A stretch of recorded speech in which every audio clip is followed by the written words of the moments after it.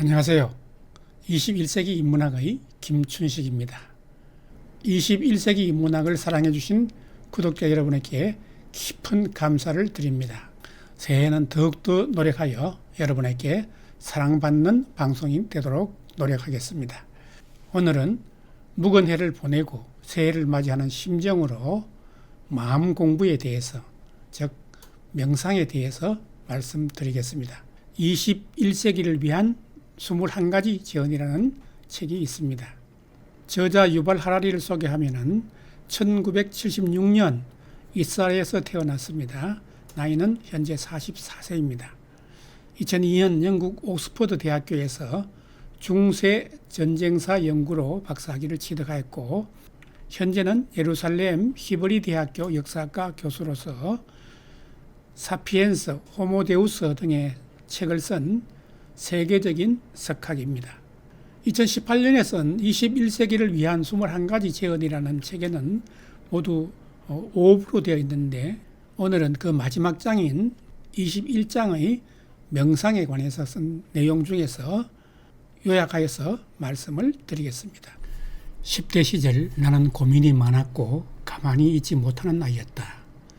내게 세상은 아무런 의미가 없었고 나는 인생에 관한 큰 질문에도 답을 얻지 못했다. 특히 왜 세상과 나 자신의 삶에 그토록 많은 고통이 있는지, 그것에 대해 무엇을 할 수 있는지 이해할 수 없었다. 대학에 들어가서 공부를 시작했을 때 나는 이곳이야말로 그 답을 찾을 수 있는 이상적인 장소일 거라고 생각했다. 하지만 실망스러웠다. 학문 세계는 내게 지금까지 인간이 만든 모든 신화를 해체하는 도구들은 제공했지만 인생의 큰 질문에 대한 만족스러운 답을 주지는 않았다.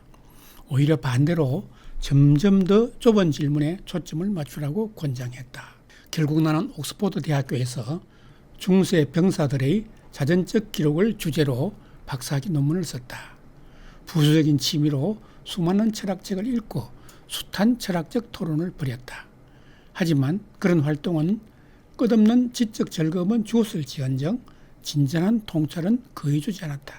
너무나 답답했다. 보다 못한 나의 친구 론이 내게 다른 방법을 구했다. 최소한 며칠만이라도 모든 책과 지적인 토론은 제쳐두고 윗바사나 명상 과정에 한번 참여해보라는 것이었다. 처음에 나는 그것을 뉴에이지 같은 미신 정도로 생각했고, 또 다른 신화를 듣는 데는 관심이 없었기에 같이 가자는 제의를 거절했다. 하지만 1년쯤 계속된 친구의 끈질긴 권유 끝에 2000년 4월 나는 친구를 따라 10일 과정의 윗바사나 수련회에 갔다. 윗바사나는 마음과 몸의 무상한 성질을 꿰뚫어 보는 것을 뜻한다고 합니다. 그전까지 나는 명상에 관해서는 거의 아는 것이 없었다. 그저 온갖 복잡한 신비주의 이론들이 들어있을 것이라고 짐작했다. 그래서 그 가르침이 대단히 실용적인 것임을 알고 나는 무척 놀랐다. 그 과정에 교사였던 S.N. 코엔카는 수련생들에게 다리를 꼬고 앉아 눈을 감고 코를 통해 숨이 드나드는 데에 모든 주의를 집중하라고 지도했다. 아무것도 하지 마세요. 숨을 통제하려고 하지 말고 숨을 특정한 방식으로 쉬려고도 하지 마세요. 그것이 무엇이 됐든 그저 관찰하기만 하세요. 숨이 들어오면 지금 숨이 들어오는구나 하고 자각할 뿐입니다. 숨이 나가면 지금 숨이 나가고 있구나 하고 자각할 뿐입니다. 그리고 초점을 잃고 정신이 기억과 환상 속에서 방황하기 시작하면 지금 내 정신이 숨에서 멀어져 방황하는구나 하고 자각할 뿐입니다. 그것은 그때까지 누군가 내게 해준 말 중에서 가장 중요한 것이었다. 숨을 한번 쉬는 동안 자신을 진정으로 관찰할 수 있다면 모든 것을 관찰할 것이다.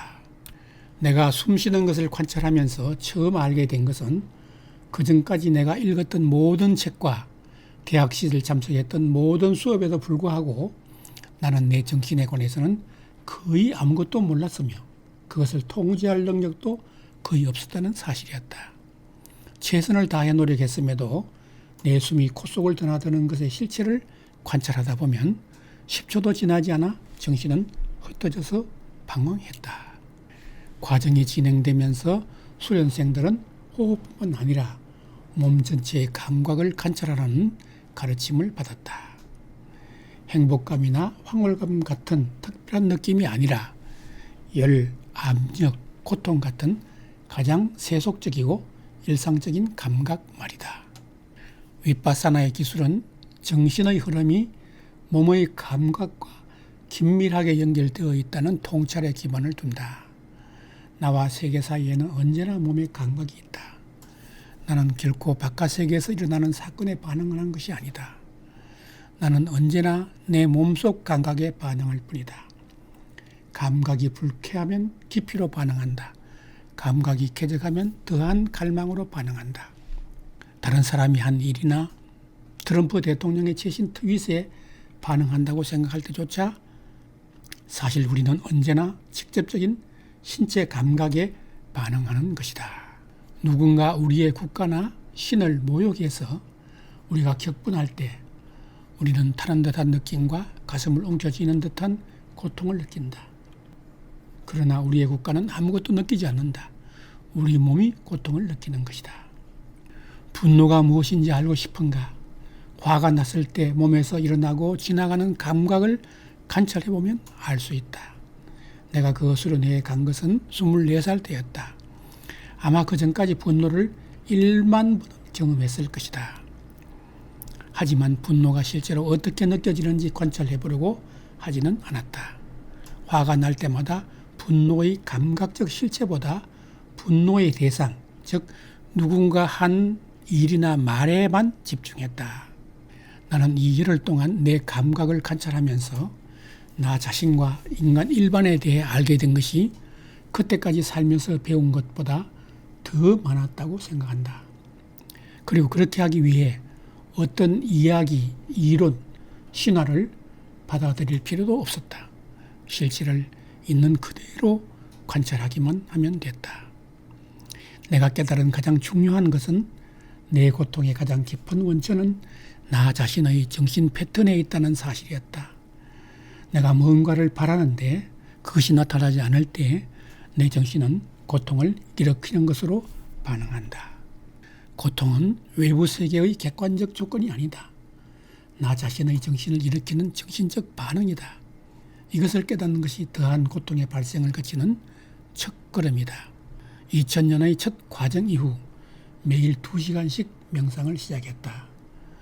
그리고 매년 한두 달간 긴 명상 수련 휴가를 간다. 현실에서 도피하는 것이 아니라 현실에 더 가까이 가는 것이다. 하루 최소 2시간 동안 나는 실제로 실체를 있는 그대로 관찰한다. 이런 수행을 통해 얻는 집중력과 명정함이 없었다면 사피엔스나 호모데우스를 쓰지 못했을 것이다. 적어도 내게는 명상이 과학적 연구와 갈등을 일으키는 일이 전혀 없다. 오히려 과학적 도구 세트 중에서 또 다른 귀중한 도구로 사용되어 왔다. 특히 인간의 정신을 이해하려 할 때 유용했다.